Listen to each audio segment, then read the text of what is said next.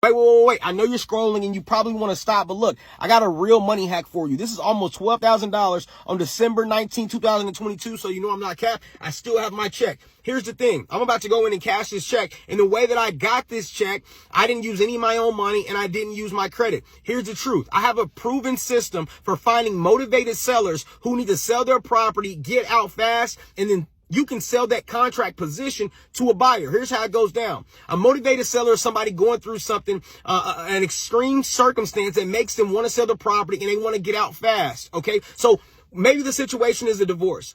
Maybe the situation is a pre-foreclosure, a tax lien, an inherited property. Who knows, right? But everybody goes through something that makes them want to sell the property. Okay, so these motivating factors are partnered with us understanding the motivation that they're going through, the problem that they have, and we want to come in and solve it by way of us buying the property and then selling it to an investor. And maybe the investor wants to make it an Airbnb. Maybe he wants to make it a fix and flip, or she wants to make it a rental property.